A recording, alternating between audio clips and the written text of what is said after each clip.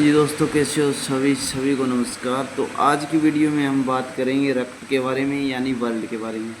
तो दोस्तों, ये एक शरीर में संचरण करने वाला तरल पदार्थ होता है जो शिराओं द्वारा हृदय में जमा होता है और ध्वनियों द्वारा पुण्य हृदय से संपूर्ण शरीर में परिसंचरित होता है, यानी दौड़ता रहता है हमारी इन्हीं वेन यानी रगों के द्वारा हमारे शरीर के जो हृदय है वहाँ पे इकट्ठा होता है और फिर वहाँ से फिल्टर होकर दोबारा रगों में जाता है। और रक्त में जो 55% प्लाज्मा होता है और 45% जो आपका खून होता है। और ब्लड में भी अब 3 प्रकार के खून में पाई जाती है दोस्तों, जिसमें WBC हो गया, RBC हो गया और प्लेटलेट हो गया। साथ में प्लाज्मा में जल 90%, अन्य पदार्थ 10% होता है दोस्तों। ये जो 3 पदार्थ दे रखे इसमें लाल रुधिर कणिका हो गया, इसको कहते हैं हम RBC रेड ब्लड सेल। और श्वेत रुधिर हो गया, इसको WBC कहते हैं वाइट ब्लड सेल। और ये प्लेटलेट्स होगी दोस्तों। ठीक है दोस्तों, ये दूसरा प्लाज्मा हो गया, इसमें 90% तो जल की मात्रा होती है, 10% होती है जो अन्य पदार्थ होती है, जिसमें 10% में प्रोटीन हो गया, कार्बनिक पदार्थ हो गए, अकार्बनिक पदार्थ हो गए। प्रोटीन में हो गया ग्लोब्यूमिन और एल्ब्यूमिन हो गया दोस्तों। ये दोनों पदार्थ पाए जाते हैं दोस्तों प्रोटीन में, ग्लोब्यूमिन और एल्ब्यूमिन हो गया दोस्तों। और कार्बनिक पदार्थ में ग्लूकोज हो गया, इमिनो अम्ल हो गया और इंजाइम हो गया, यूरिया हो गया। इमिनो अम्ल को हम इंग्लिश में इमिनो एसिड भी कह देते हैं दोस्तों। कार्बनिक पदार्थ आपके हो गए सोडियम बाइकार्बोनेट और फास्फेट।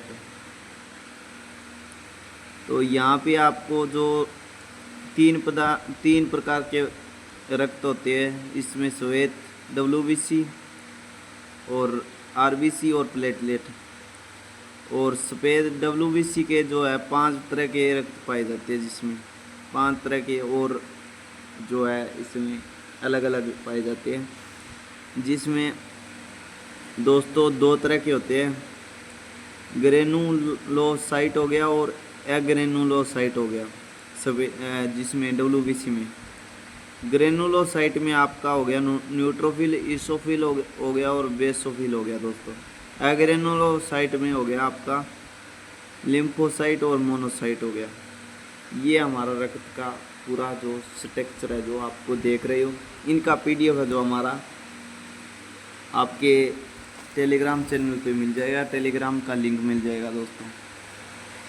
साथ में इसमें एक क्वेश्चन है, ये बनता है कि रक्त का जमना, रक्त को जमाने के लिए जो प्लेटलेट,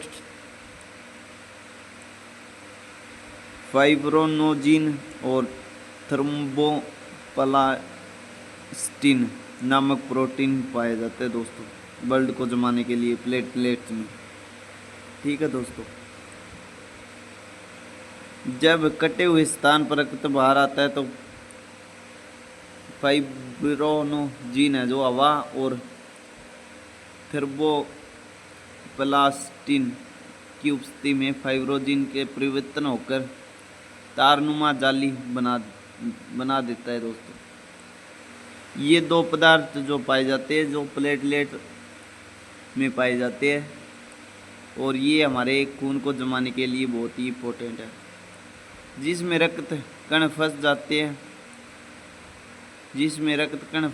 और रक्त जम जाता है दोस्तों। विटामिन K की कमी होती है ना, तब रक्त है जो हमारा जमता नहीं। और रक्त समूह है आपके हो गए दोस्तों, A हो गया, B हो गया, AB हो गया और O हो गया। इनमें नेगेटिव पॉजिटिव पार्ट है जो होते हैं दोस्तों। ठीक है दोस्तों, साथ में ये सारणी दी हुई है कि कौन किसको रक्त दे सकता है, कौन किससे प्राप्त कर सकता है दोस्तों। इनका जो आपको PDF है जो मिल जाएगा। और अगर आपको वीडियो अच्छी लगी तो लाइक ज़रूर करना। ये आगे तक है दोस्तों। यहाँ पे रक्त के अध्ययन को कहते हैं हेमाटोलॉजी। ठीक है दोस्तों, बहुत ही छोटा क्वेश्चन है, कभी भी क्वेश्चन पूछा जा सकता है कि रक्त के अध्ययन को क्या कहा जाता है। इसमें ऑप्शन दिया जा सकता है, साइकोलॉजी हो गया, बायोलॉजी हो गया और पैथोलॉजी हो गया, हेमेटोलॉजी हो गया। तो आपका ऑप्शन होना चाहिए हेमेटोलॉजी। तो इस प्रकार के छोटे क्वेश्चन है दोस्तों। यहाँ पे देखो, रक्त समूह की खोज किसने की? लेड स्टिनर ने की दोस्तों, लैंड स्टिनर ने। रक्त समूह कितने प्रकार के? 4 प्रकार के होते हैं दोस्तों। रक्त को 4 सेल्सियस डिग्री पर सुरक्षित रखा जाता है दोस्तों। ऐसे क्वेश्चन, छोटे छोटे क्वेश्चन है जो आपको दिए जाएंगे हमारे टेलीग्राम PDF में। तो जल्दी से हमारे चैनल को सब्सक्राइब कर लीजिए और साथ में मैथ के क्वेश्चन आंसर है जो वो भी हम कराएंगे। ये इतनी बड़ी किताब है जो मैथ की है दोस्तों, जितनी भी है। ठीक है दोस्तों, सारे मैथ के ही है। धन्यवाद।